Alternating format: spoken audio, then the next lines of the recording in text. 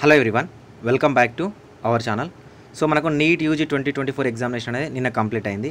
ఎప్పుడైతే examination complete అయిందో paper leak అని ఒక ట్రెండ్ అయింది న్యూస్.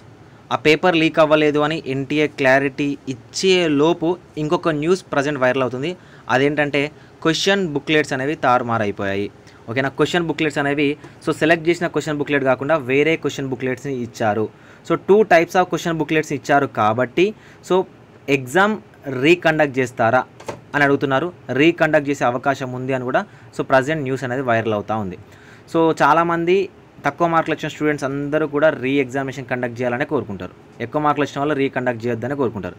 కానీ ఎన్టీఏ 23 లక్షల మంది స్టూడెంట్స్కి మళ్ళీ ఎగ్జామినేషన్ అనేది కండక్ట్ చేస్తుందా లేదా, అసలు దీని వెనకాల ఉన్న స్టోరీ ఏంటనేది మీకు క్లియర్గా చెప్తాను. నా వీడియోస్ అనేవి లెంతీగా ఉంటాయి, ఇన్ఫర్మేటివ్గా ఉంటాయి. 1-2 సార్లు చూడండి, మీకు అర్థమవుతుంది.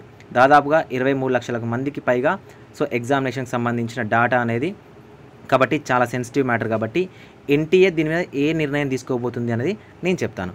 ఫ్రెండ్స్, మేము విజన్ అప్డేట్ నుంచి మెంటర్షిప్ ప్రోగ్రామ్ అనేది స్టార్ట్ చేశాము. నీట్ యూజీ 2024కి సంబంధించి cut offs, complete counselling information అనేది మా ఛానల్ నుంచి మేము ప్రొవైడ్ చేస్తాము.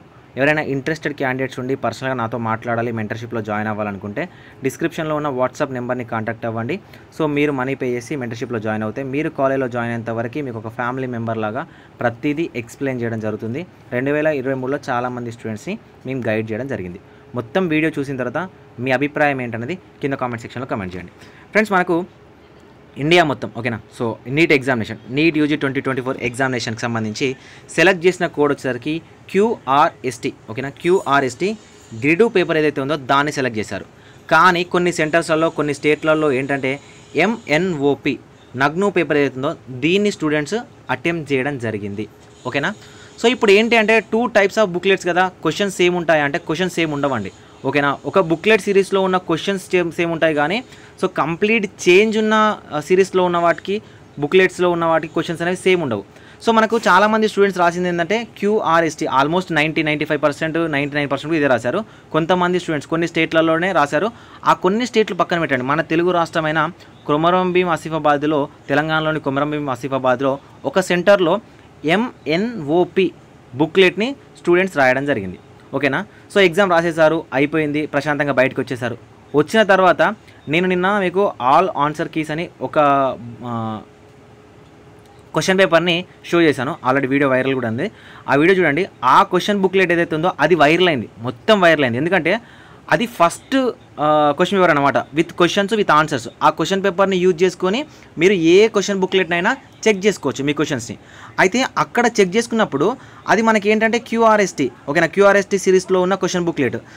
దాన్ని చెక్ చేసుకున్నప్పుడు MNOPలో ఉన్న ఒక్క క్వశ్చన్తో కూడా టాలీ అవ్వట్లేదు స్టూడెంట్స్కి. దీన్ని ఏం చేశారంటే కంప్లీట్గా మేము రాసిన క్వశ్చన్ పేపర్ అనేది రాంగ్ క్వశ్చన్ పేపర్ అని అప్పుడు స్టూడెంట్స్కి అర్థమైంది. అసలు ఏం జరిగింది అంటే 23 లక్షల మంది రాసే నీట్ ఎగ్జామినేషన్ ఏదైతే ఉందో, ఈ నీట్ ఎగ్జామినేషన్కి సంబంధించి ఇది మనకు ఆఫ్లైన్ పెన్ పేపర్ మెథడ్ కాబట్టి ఎన్టీఏ బ్యాకప్ పేపర్ని మెయింటైన్ చేస్తుంది. ఎందుకు బ్యాకప్ పేపర్ని మెయింటైన్ చేస్తుంది అంటే, ఒకవేళ పేపర్ లీక్ అయితే, ఒక సెట్ ఆఫ్ సిరీసెస్ పేపర్ అనేది లీక్ అవుతే next set of series paper ఉన్న ఏదైతే పేపర్ ఉందో దాన్ని ఇవ్వడానికి బ్యాకప్ పేపర్ని మెయింటైన్ చేస్తుంది. ఇక్కడ మరి ఎన్టీఏ రాంగ్ చేసిందా, ఆ ఇన్విజిలేటర్ సెంటర్ వాళ్ళు రాంగ్ చేశారో తెలియదు, కానీ ఎన్టీఏ సెలెక్ట్ చేసింది QRST గ్రిడ్ పేపర్ని. కానీ ఆ పర్టికులర్ సెంటర్లో ఇచ్చింది, ఈ పర్టికులర్ సెంటర్ కాకుండా దేశంలో మన ఇండియాలో ఉన్న కొన్ని సెంటర్స్లలో కూడా ఇదే మిస్టేక్ జరిగింది. నగ్ను పేపర్ MNOP పేపర్ని సెలెక్ట్ చేశారు. దీనివల్ల స్టూడెంట్స్ ఏంటంటే ఇండియా మొత్తం ఒక ఎగ్జామ్ రాస్తే వాళ్ళు ఒక పేపర్ ఎగ్జామ్ రాశారు. ఇప్పుడు కాబట్టి వాళ్ళు ఒక పేపర్ బుక్లెట్ రాశారు, చాలామంది స్టూడెంట్స్ ఒక బుక్లెట్ రాశారు. ఇప్పుడు ఏంటంటే క్వశ్చన్ ఏంటంటే వాళ్ళు ఒక బుక్లెట్ రాశారు, మేము ఒక బుక్లెట్ రాసాం. అయితే మాదైనా టఫ్ ఉండొచ్చు, లేకపోతే వాళ్ళదైనా టఫ్ ఉండొచ్చు. అసలు వాళ్ళ పేపర్ని ఎవాల్యుయేట్ చేస్తుందా? ఈ 2 సిరీస్ ఆఫ్ బుక్లెట్స్ని ఎన్టీఏ ఎవాల్యుయేట్ చేసే ఛాన్స్ ఉందా అంటే 100కి 200% ఎన్టీఏ 2 టైప్స్ ఆఫ్ బుక్లెట్స్ ఎవరైతే ఉన్నాయో వాళ్ళందరి పేపర్స్ని ఎవాల్యుయేట్ చేస్తుంది. ఎందుకంటే అది స్టూడెంట్స్ చేసిన మిస్టేక్ కాదు.